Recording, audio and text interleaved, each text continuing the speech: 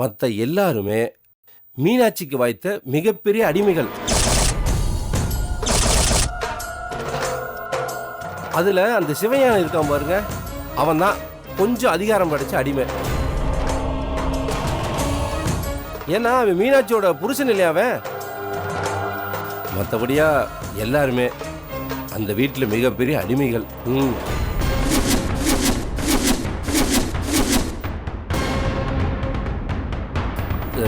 Sir, இத்தனை வருஷமா சிவஞானத்தோட தம்பிகளுக்கு ஏன் கல்யாணம் பண்ணி வைக்காம இருக்கான்னு தெரியுமா உங்களுக்கு?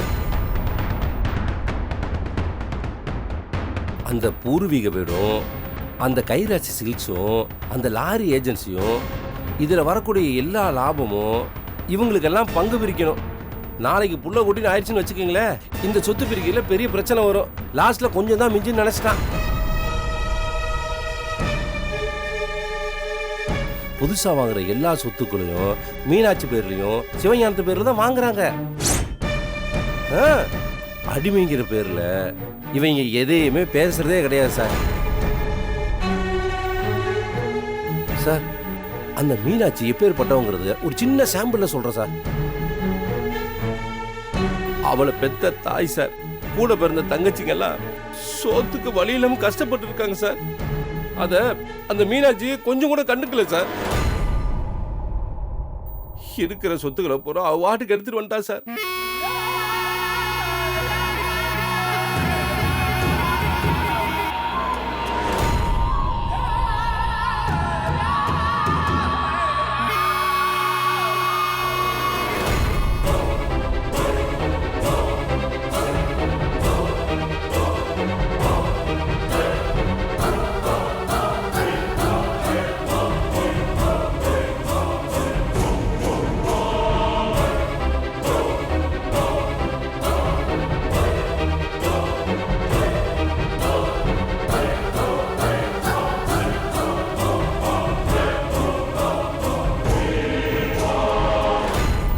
சரி, நீங்க பாக்குற மாப்பிள்ளையாவது சரியா இருப்பாரான்னு பார்த்தா, இருக்கிற அடிமை இல்லையே மீனாட்சியோட மிகச்சிறந்த அடிமை யாருன்னா அது சம்பவம் தான்.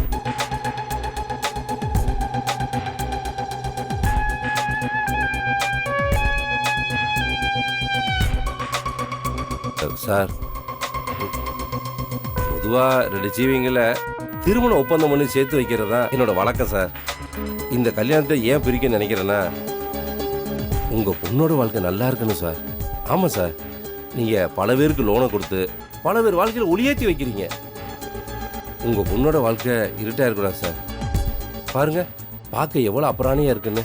சரி, ஆனா ஒண்ணு சார், என் கேரக்டர் நினைச்சா எனக்கு ரொம்ப பெருமையா இருக்கு சார். சரி சார், நீங்க நல்லா யோசிங்க, நல்ல முடிவை எடுங்க சார். நான் வரேன் சார். வரேம்மா. வரேம்மா. வரேன் தம்பி.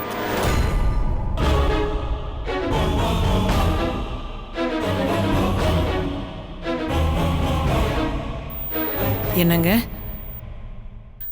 அவர் என்னங்க இப்படிலாம் சொல்லிட்டு போறாரு?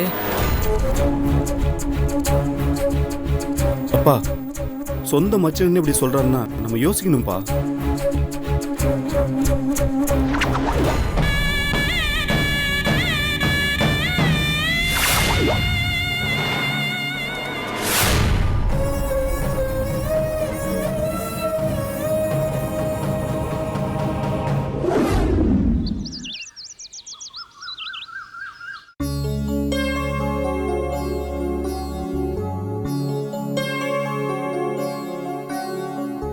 ஏங்க, இந்தாங்க பாரு.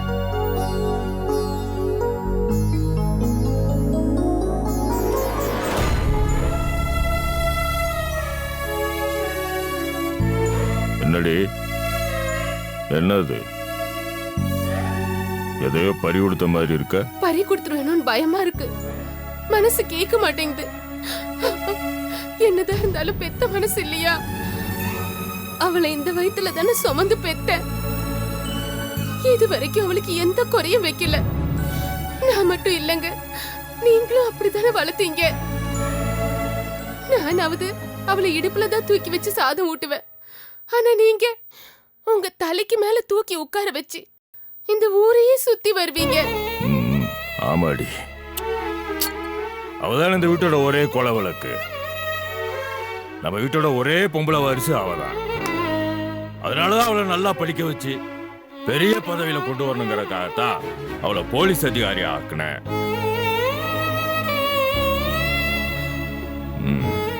அதெல்லாம் சரிதாங்க. ஆனா அவ இப்போ பிரம்ம பிடிச்ச மாதிரில இருக்கா. சாப்பிட மாட்டேங்கிறா, தூங்க மாட்டேங்கிறா. இன்னையோட 2 நாள் ஆகுது அவ சரியா சாப்பிட்டு. ஸ்டேஷனுக்கு 5 நாள் லீவ் போட்டிருக்கா. யார் கூடயும் பேச மாட்டேங்கிறா, தனியாவே இருக்கா. அவ இப்படி இருக்கிறத பாக்குறதுக்கு எனக்கு பயமா இருக்குங்க. அவ இப்படி இருக்கும்போது நான் எப்படிங்க நிம்மதியா இருக்க முடியும்? சொல்லுங்க. எங்க எனக்கு வாழ்க்கையில என்னங்க இருக்கு? உங்களுக்கு பொண்டாட்டின்னு கூட என்னால சொல்ல முடியலங்க. எனக்கு இருக்கிறது என் பிள்ளைங்க மட்டும்தாங்க.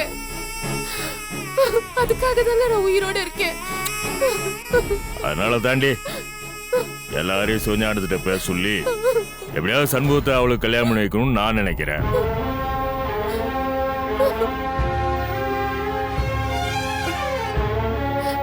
ஏங்க, நான் உங்ககிட்ட ஒண்ணு கேட்டா தப்பா எடுத்துக்க மாட்டீங்களே? என்ன சொல்லு. அவன் இவனை அனுப்பி வச்சு பேசுறதுக்கு பதிலா நீங்களே அவரை நேர்ல போய் பார்த்து நம்ம பொண்ணு வாழ்க்கைய பத்தி பேசினா என்னங்க? அது இப்ப முடியாது. எங்க நம்ம பொண்ணு வாழ்க்கையை விட உங்களுக்கு தொழிலும் பதவியும் தான் முக்கியமா? புரிஞ்சுக்கோ, அதோட முக்கியமான காரணங்கள்லாம் இருக்கு. வேற என்ன காரணம் இருக்க முடியும்? என்னால சிவஞானத்திட்ட இப்ப பேச முடியாது. அதான் ஏன்? ஏன்னா ஏன்? அதான் காரணம். பேச முடியாது என்னால. அப்ப எனக்கு எதுவுமே தெரியாது. இந்த ஊரு, இந்த மக்கள் என்ன பண்றது, யார்கிட்ட என்ன கேட்கறது, என்ன பேசுறது ஒண்ணுமே புரியல. மதுரையிலிருந்து பஞ்சம்பளைக்கு இந்த காஞ்சிபுரம் வந்து சேர்ந்தேன். அதான் காரணம். பேச முடியாது என்னால. அப்ப எனக்கு எதுவுமே தெரியாது. இந்த ஊரு, இந்த மக்கள் என்ன பண்றது, யார்கிட்ட என்ன கேட்கறது, என்ன பேசுறது ஒண்ணுமே புரியல. மதுரையிலிருந்து பஞ்சம்பளைக்கு இந்த காஞ்சிபுரம் வந்து சேர்ந்தேன். கல்யாணமாகி பொண்டாட்டியை கூட்டிட்டு வந்தாச்சு. சோத்துக்கு என்ன பண்ண போறோம், அவளுக்கு எப்படி சோறு போட போறோம் எதுவுமே தெரியாது. ஏன் மாத்து துணி கூட கிடையாது. போற வழியில கிடைக்கிற டீ பன் எல்லாம் சாப்பிட்டுக்கிட்டு எங்கெங்கோ பொழப்பு தேடி அலைஞ்சேன். அப்படித்தான் ஒரு நாள் ஒரு டீ கடையில், அண்ணன் என்னப்பா டீ வேணுமா? இல்லைண்ண, கடையில் ஏதாவது வேலை விடுங்க. என்னது வேலையா? நானே இங்க வேலைக்கு தான் இருக்கேன். முதல்ல இடத்த காலி பண்ணு. அண்ணே, நீங்க எந்த வேலை கொடுத்தாலும் நான் செய்யறேன். அதான் வேலையும் இல்ல வெட்டியும் இல்லைன்னு சொல்றல்ல. சாப்பிட்டு 3 நாள் ஆச்சுண்ணே. ஏதாவது பன்னு ரொட்டி கொடுத்தீங்கன்னா. யோ, வேலை கேக்குற அப்புறம் பண்ணு கேக்குற, எதுக்கு வியாபாரம் பண்ற இடத்துல விவகாரம் பண்ற? இல்லண்ணே, முதல்ல இடத்த காலி பண்ணியா. ரொம்ப பசிக்குதுண்ணே, கொஞ்சம் மனசு வைங்கண்ணே. யோ, உன்ன கிளம்பியா முதல்ல போயா. வெளியே வெளியே. அப்பத்தான் சிவஞான அப்பா வேணுகோபால முதலா பார்த்தேன். மன்னிச்சிருங்க. வேணுகோபால் எனக்கு வேலை கொடுத்தார். அவர் கொடுத்த வேலையை ரொம்ப சரியா பண்ணேன். உயிரை கொடுத்து கடுமையா உழைச்சேன். ராப்பகல் பார்க்காம வேலை பார்த்தேன். இந்த ஊர்ல நானும் மனுஷனா நடமாட ஆரம்பிச்சேன்.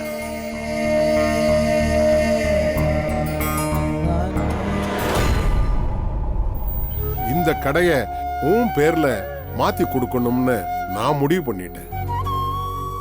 இந்த கடையுடைய சாவியை வச்சுக்கோ. நீ ஓஹோன்னு வருவடா. நல்லா இரு. அந்த கடைக்கு சொந்தக்காரனா ஆன உடனே எனக்குள்ள ஒரு பெரிய நம்பிக்கை வந்துச்சு. ஒரு கடைக்கு ஓனரா இருந்தா மட்டும் போதாதுன்னு தோணுச்சு. வீரமணி சில்க்ஸ்னு இந்த ஊர்ல பல கடைகள் திறக்கணும்னு தோணுச்சு. சீக்கிரமா பணக்காரன் ஆகணுங்கிற எண்ணத்துல எல்லா வேலைகளையும் பண்ண ஆரம்பிச்சேன். எல்லா கொள்முதல் பொருளையும் கம்மி விலையில தனி ஏஜென்ட் பிடிச்சி வாங்கினேன். டூப்ளிகேட் மெட்டீரியல் வாங்கி கம்மியான செலவுல நிறைய புடவை தயாரிச்சு அதிக விலைக்கு வித்தேன். சுற்று வட்டாரத்தில் இருக்கிற நெசவு பண்ணுறவங்க எல்லார்கிட்டையும் கம்மியாக காசு கொடுத்து புடவை வாங்கி அதை வெளிநாடுகளுக்கு எக்ஸ்போர்ட் பண்ணி அதிக காசு சம்பாதிச்சேன். நான் நினைச்சதை விட வசதியானவனா, ரொம்ப வசதியானவனா. என்னய்யா ஐயா, வியாபாரம்லாம் எப்படி போயிட்டு இருக்கு? வியாபாரம் நல்ல விதமா 3 லட்சத்துக்கு மேலே போயிட்டு இருக்கீங்க. 3 லட்சம்லாம் காணாது. காஞ்சிபுரத்தில் பாதி கடை என் கடை தான். ஒவ்வொரு கடைக்கும் பல லட்சம் வரணும். அது கோடியா மாறணும். சரிங்க ஐயா. அதெல்லாம் நல்லா போயிட்டு இருக்குங்க. ஓஹோன்னு இருக்கு. பையனுடைய வேலையெல்லாம் எப்படி போயிட்டு இருக்கு? பரவாயில்லையா? நீங்க எப்படி இருக்கீங்க? நல்லா இருக்குங்கய்யா, ஒரு குறையும் இல்லைங்கய்யா. ஏன்பா அங்க நிக்கிறது ஏதோ நம்ம வீரமணி மாதிரி ஆமாங்கய்யா, தெரியுது. நீங்க பார்த்து ஆளாக்குன அந்த ஆளு உங்களை பார்த்தும் பார்க்காத மாதிரி திரும்பி நிக்கிறான் பாருங்க. இப்படிப்பட்ட ஆளா இருக்கான். இருக்கட்டும் இருக்கட்டும். நான் வளர்ச்சி அடைய சிவஞான அப்பாவை பார்க்கறத தவிர்த்துக்கிட்டே வந்தேன். நெசவாள சங்கத்துக்கு சிவஞான அப்பா தான் தலைவராக இருந்தார். அவரை விட்டா தலைவர் பதவிக்கு ஆளே இல்லைன்னு ஊர்ல பேசிக்கிட்டப்போ அந்த பதவிக்கு வரணும்னு எனக்கு ஆசை வந்தது. இந்த வீணான பேச்செல்லாம் வேண்டாம். பாரம்பரியமா இருக்கிற பட்டு வியாபாரத்தை கெடுத்து குலைக்கிற மாதிரி நீ சில கேவலமான விஷயங்களை செஞ்சுக்கிட்டு இருக்க. அதையெல்லாம் விட்டுடுன்னு சொல்லத்தான் நான் இங்க வந்தேன். உன்ன மாதிரி தவறான ஆளுக்கு பதவியை கொடுத்து சங்க தலைவர் பதவியில உட்கார வச்சா தொழிலாளர்கள் எல்லாம் என் மேல வச்சிருக்கிற நம்பிக்கைய மரியாதைய நானே கெடுத்துக்கிட்ட மாதிரி ஆயிடும். ஐயா, நீங்க அப்படிலாம் சொல்லக்கூடாது. இத பாரு வீரமணி, நீ நினைக்கிறது எதுவுமே நடக்காது. இந்த தில்லு முள்ளு வேலையெல்லாம் முதல்ல விட்டுடு. சிவஞான அப்பா என்னை ஒதுக்குனதுக்கு அப்புறம் என்னால தலைவராக முடியல. சங்கத்துல அவரை மீறி யாருமே எனக்கு ஆதரவு தரல. அவர் இருந்தா நம்ம திட்டம் நிறைவேறாதுன்னு அவரை போய் சந்திச்சேன். நான் பெரிய தப்பு பண்ணிட்டேன். நிறைய தில்லுமுள்ளு பண்ணி ஏமாத்திட்டேன். ஆமாயா, நான் பாவியா. நான் நாதி இல்லாம இருந்தப்போ நீங்க தான் கடவுள் மாதிரி இருந்து என்னை காப்பாத்துனீங்க. உங்க முகத்துல முடிக்கவே எனக்கு தகுதி இல்லையா? ஐயா, என்னை மன்னிச்சிரு. இத பாரு வீரமணி, எப்ப செஞ்ச தப்ப நீ உணர்ந்து என்கிட்ட மன்னிப்பு கேட்டுட்டியோ அப்பவே நான் உன்னை மன்னிச்சிட்டேன்ப்பா. காஞ்சிபுரம் பட்டு பாரம்பரியத்தை உன்ன மாதிரி ஆட்கள் தான் காப்பாற்ற முடியும். ஐயா, நான் என்னவா இருந்தாலும் சரி, உங்க பழைய வீரமணி தானா? டேய் போடா. நான் புது வீடு கட்டினதுக்கு அப்புறம் நீங்க வீட்டுக்கு வரவே இல்லை ஐயா. வர வெள்ளிக்கிழமை சின்னதா விருந்துக்கு ஏற்பாடு பண்ணியிருக்கேன். நீ கண்டிப்பா வரணும். கண்டிப்பா வரேன். சிவஞான அப்பா வீட்டுக்கு வந்தார். அன்னைக்கு விருந்து முடிஞ்சதுக்கு அப்புறம் அவருக்கு ஒரு வெள்ளி கிண்ணத்துல பால் கொண்டு கொடுத்தேன். அந்த பால்ல நிறைய தூக்க மாத்திரையில போட்டு கலந்திருந்தேன். அதை குடிச்சதும் அவருக்கு லேசா தள்ளாட்டம் வந்தது. அவரை கார்ல ஏற்றி அவர் வீட்டுக்கு அனுப்பி வச்சுட்டேன். வீட்டுக்கு போன அவரு பணமத்தா விழுந்தாரு.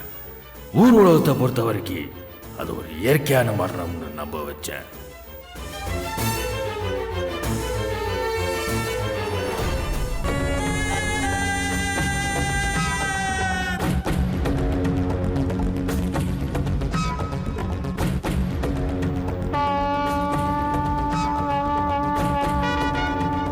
என்னதான் ஊர் உலகத்துக்கு உண்மையை மறைச்சாலும் எனக்குதான் தெரியும்ல, அந்த கொலையை நான் தானே பண்ணேன். நான் தானே பண்ண அந்த கொலைய.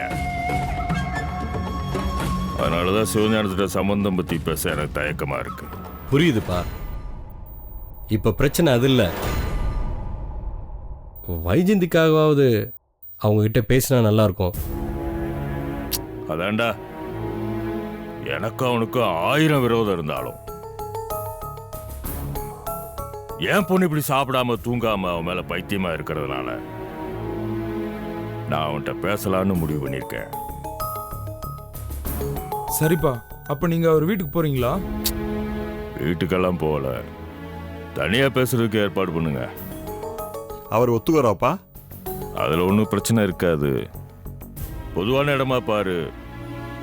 என் பொண்ணுக்கு அவன் தம்பி மேல இருக்கிற காதல் பத்தியும் அவன் தம்பியை என் பொண்ணுக்கு கல்யாணம் பண்ணி வைக்கணும்னு நான் சொல்றேன்.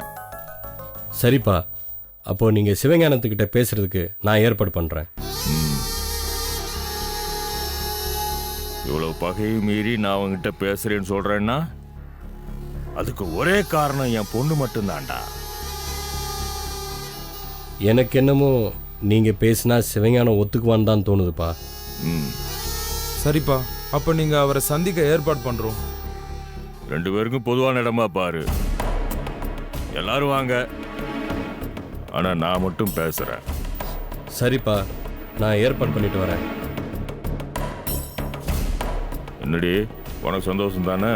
எனக்கு அவ கல்யாணம் நல்லபடியா முடிஞ்சு அவ புருஷனோட மறு வீட்டுக்கு போனதா சந்தோஷம்.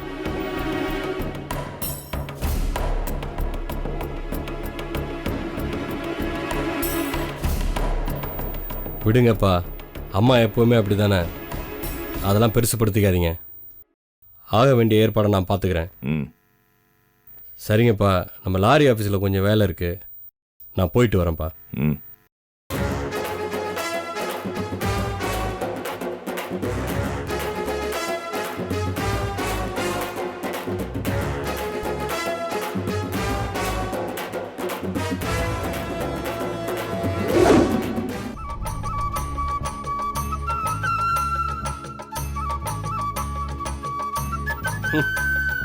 இதெல்லாம் ஒரு முகரை, இதுகளுக்கெல்லாம் சூர்யா மாதிரி ஒரு மாப்பிளை. தலையெழுத்து.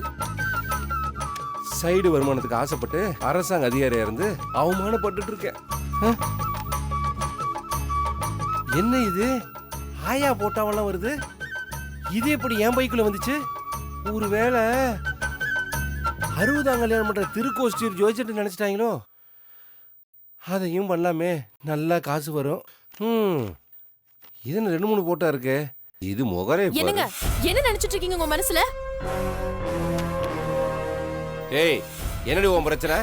எதுக்கு பானுமதி வீட்டுக்கு போய் கண்டதை பேசிருக்கீங்க? பானுமதியா? யார் அது? ஓ, எங்க அண்ணன் சண்முகத்துக்கு பார்த்த பொண்ணு பானுமதியா உங்களுக்கு தெரியாது? அதுவா? ஏண்டே, பானுமதிங்கிற பேரை காலங்காலத்துக்கு ஞாபகம் வச்சிருக்க, அது என்ன பெரிய இன்டர்நேஷனல் ஃபிகரா? இங்க பாருங்க, அவங்க வீட்டுக்கு போய் சம்பந்தத்தை உடைக்கிற மாதிரி பேசிருக்கீங்க. இங்க பாரு, நான் அவங்க வீட்டுக்கு நான் போகவும் இல்ல, நான் எதுவும் பேசவும் கிடையாது. போதுமா? நீங்க பேசல, நான் ப்ரூவ் பண்ணவா? என்னடி ப்ரூஃப் பண்ணுவ? என்ன ப்ரூஃப் பண்ணுவ? எங்க பண்ணு பாப்போம். யாரு? அவங்க அப்பன் அந்த பேங்க் மேனேஜர் சேதுராமனும் அவன் பொண்டாட்டின்னு சொல்லிப்பாங்க, அப்படித்தானே? அவங்க இல்லாம இன்னும் 3 சாட்சி இருக்கு.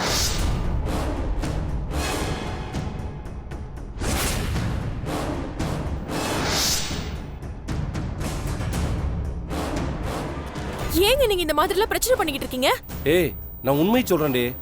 நான் பாட்டுக்கு ரோட்ல போயிட்டு இருந்தேன்டி. அந்த ஆள் இருக்கானே பேங்க் மேனேஜர் சேதுராம, அந்த ஆள் தான் வாங்க தம்பி வீட்டுக்குள்ள வந்து காபி சாப்பிட்டு போங்கன்னு சொன்னா. சரின்னு சரி அப்படியே கூப்பிட்டுட்டு போனாங்க. காஃபி சாப்பிட்டுட்டு பேசாம வர வேண்டியதானே? போய் காபி சாப்பிட்டு பேசாம தாண்டி வந்த. நீங்க பேசிருக்கீங்க. இங்க பாரு, நான் தான் எதுவும் பேசுன்னு சொல்றேன்ல, அப்புறம் என்ன? எங்க அண்ணனை பத்தி என் குடும்பத்தை பத்தி ரொம்ப கேவலமா பேசி சம்பந்தத்தை உடைக்கிற மாதிரி பண்ணிருக்கீங்க. ஏண்டி, நான் தான் எதுவும் பேசன்னு சொல்றேன்ல, ஏன் எனக்கு வேற வேலை வெட்டியே இல்லையா? இங்க பாரு, 1008 வேலை இருக்கு. பாருங்க, எனக்கு உங்களை பத்தி நல்லா தெரியும். இதுக்கு மேல நீங்க குழப்பம் பண்ணணும்னு நினைச்சீங்க, எழுதி வச்சுட்டு மண்ணெண்ணெய் ஊத்திட்டு செத்து போயிடுவேன். இது என் பிள்ளைங்க மேல சத்தியம்.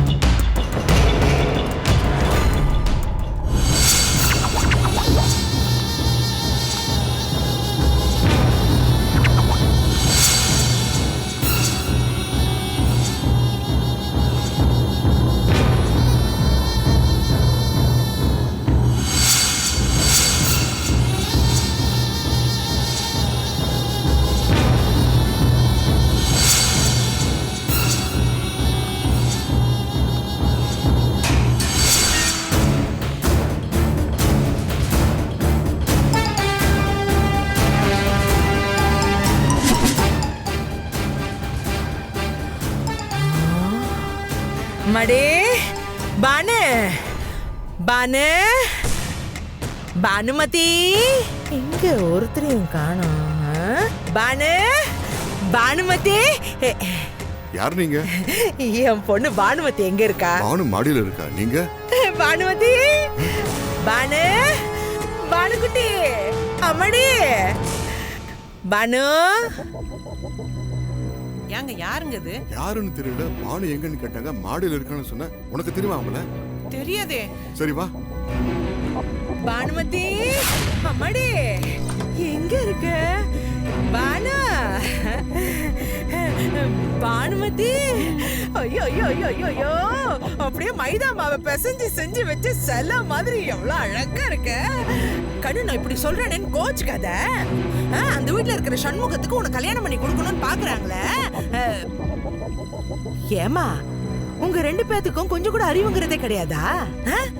அந்த குடும்பத்துல எடுத்துட்டு போய் உங்க பொண்ணை தள்ள பாக்குறீங்க. இது உன் மவ தானே?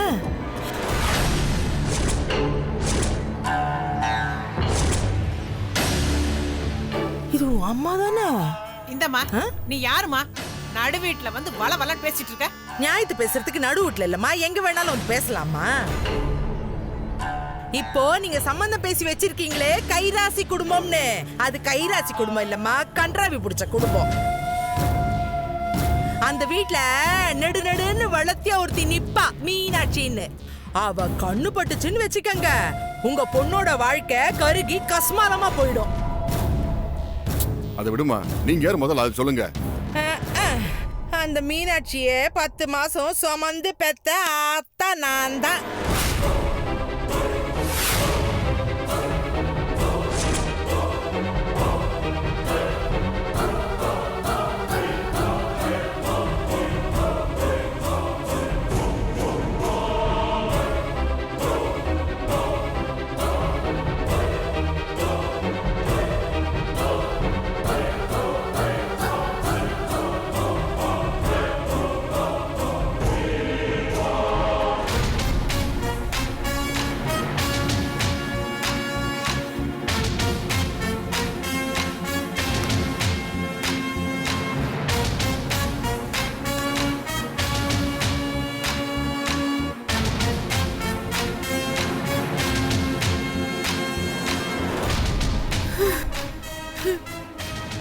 இன்னும் அந்த 2 பொண்ணுங்களையும் கல்யாணம் பண்ணி கரு சேர்க்கணும். என்ன பண்ண போறேனோ தெரியலையே. நல்லா யோசிங்கம்மா. அழகா இருக்கிற பொண்ணாச்சே. ஐயோ, பறி கொடுத்துடாதீங்கம்மா, பறி கொடுத்துடாதீங்க. அம்மாடி, நீ ஒன்னும் கவலைப்படாதம்மா, நீ நல்லா இருப்பம்மா. ஒரு குறையும் இல்லாம லட்சணமா இருப்ப. நான் கும்பிடுற மாரியாத்தா கிட்ட உனக்காக வேண்டிக்கிறேம்மா. நீ நல்லா இருப்பம்மா, நல்லா இருப்ப. நீ வேணா பாத்துக்கிட்டே இரு, நீ நல்லா இருப்படா. எங்க போனாலும் நல்லா இருப்ப.